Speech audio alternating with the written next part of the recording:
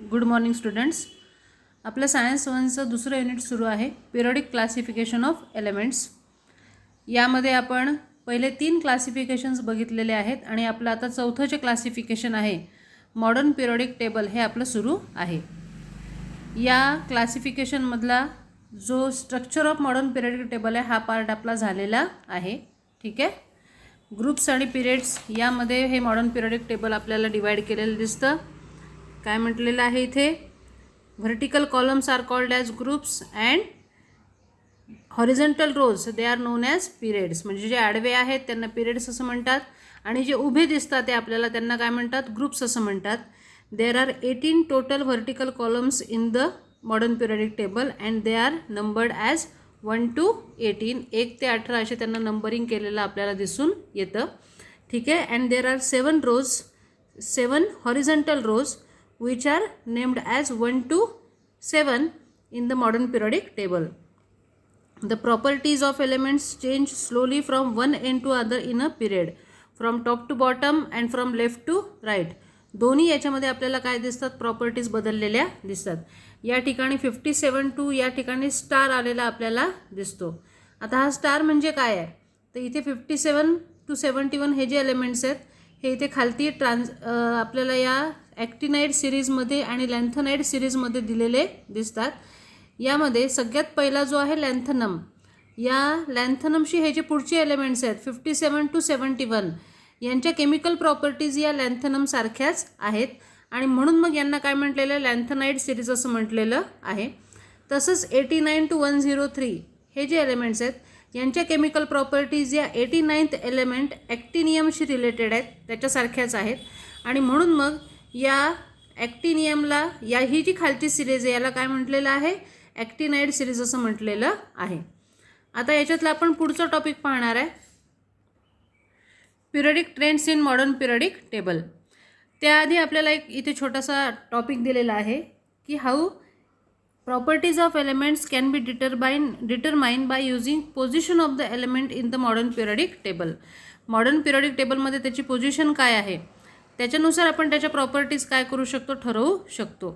काय म्हटलं आहे, the chemical reactivity of element is determined by the valence electrons in it and the shell number of the valence shell. एखाद्या एलिमेंटच्या chemical properties कुठल्या आहेत हे कशावरनं ठरेल, तर नंबर ऑफ व्हॅलन्स इलेक्ट्रॉन्सवरनं ठरतील आणि किती शेल्स आहेत त्याच्यामध्ये त्याच्यावरनं ठरतील. जर मॉडर्न पिरियडिक टेबल आपण बघितला तर आपण सरळ ग्रुप्स आणि पिरियड्स ही जी अरेंजमेंट पाहिली तर आपण किती नंबर ऑफ शेल्स असतील तर तो एलिमेंट कुठे येणार आहे हे आपण सहज सांगू शकतो. म्हणजे त्याच्या पोझिशनवरनं आपल्याला व्हॅलन्स इलेक्ट्रॉन्स काढता येतात. जसं की सगळ्यात पहिल्या ग्रुपमध्ये असेल तर व्हॅलन्सी किती असणार आहे, 1 असणार आहे. ठीक आहे. नंतर मधल्या कुठल्या तरी पोझिशनला असेल तर व्हॅलन्सी 3 किंवा 4 असणार आहे आणि पुन्हा जर राईट साईडला तो एलिमेंट असेल तर व्हॅलन्सी किती असणार आहे, 1 असणार आहे. म्हणजेच आपण काय करू शकतो, पोझिशनवरनं आपण त्याच्या प्रॉपर्टीज सांगू शकतो. म्हणून इथं म्हटलं आहे that is the modern periodic table has proved useful for the study of elements. Means by using the position of elements in the modern periodic table we can predict or we can tell about the chemical and physical properties of the elements. We can study the chemical and physical properties of the elements.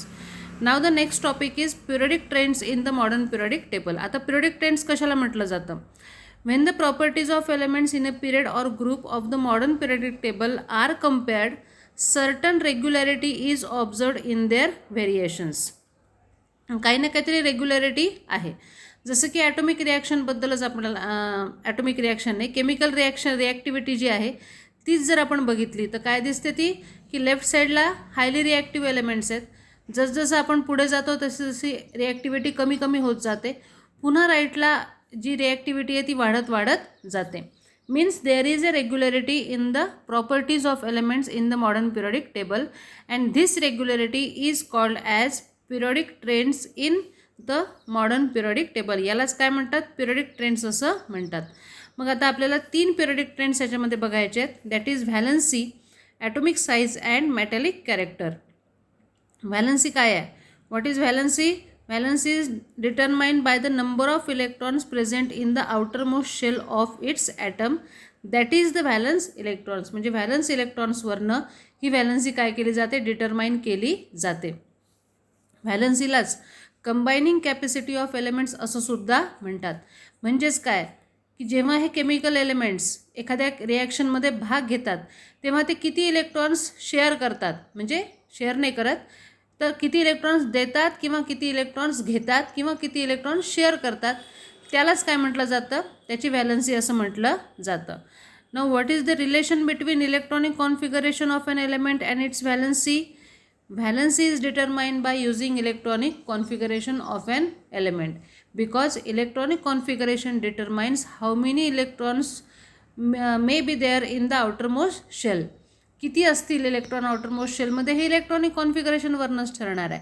आणि म्हणून मग व्हॅलन्सीसुद्धा electronic कॉन्फिगरेशनवरनंच determine केली जाणार आहे.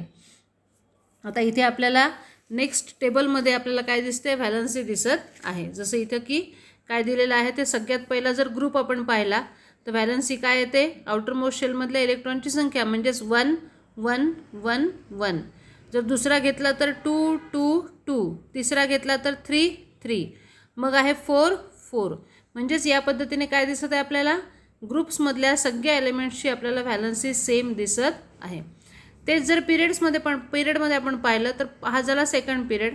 Number of valence electrons म्हणजेच outermost shell electrons आपल्याला काय दिसतात, 1 2 3 4 5 6 7 8 अँड 0. म्हणजेच आपल्याला काय दिसतं इथे, या पिरियडमध्ये व्हॅलन्सी आपल्याला वाढत गेलेली आपल्याला दिसते. ग्रुपमध्ये काय दिसेल मग, व्हेरिएशन ऑफ व्हॅलन्सी काय दिसणार आहे, ग्रुपमध्ये all the elements in a group have same valency. त्यांची व्हॅलन्सी काय असणार आहे, सारखी असणार आहे.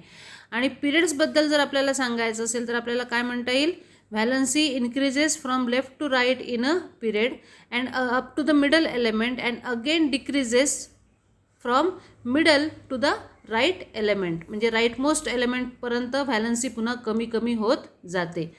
ही झाली पिरियडिक ट्रेंड्स ऑफ म्हणजे व्हॅलन्सीबद्दलची ही माहिती झालेली आहे. त्यानंतरची आहे कॅरेक्टरिस्टिक ॲटॉमिक साईज. आता ॲटॉमिक साईज काय आहे, ॲटॉमिक साईज काय आहे, पहिल्यांदा आपण पाहणार आहोत की साईज किंवा व्हॉल्यूम ही काय आहे. What is size or volume, it is a fundamental property of matter. एखाद्या मॅटरची ही काय फंडामेंटल प्रॉपर्टी आहे.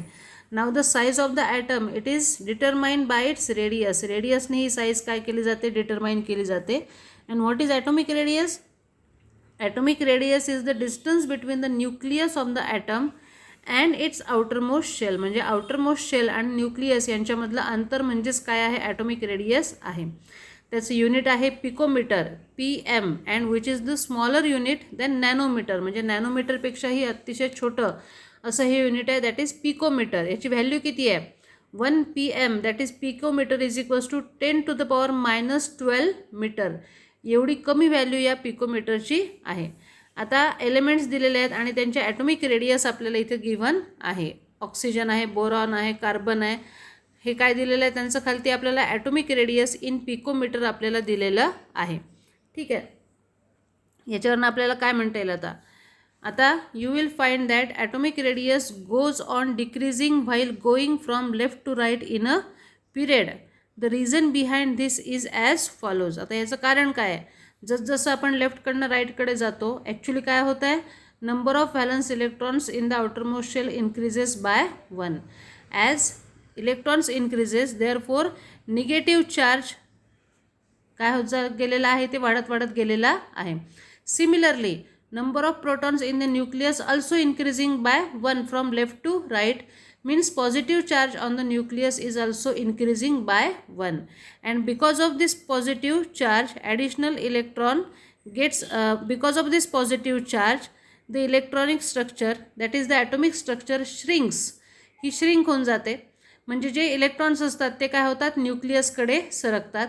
ॲज अ रिझल्ट ॲटॉमिक साईजसुद्धा काय झालेली दिसते, आपल्याला कमी झालेली दिसते.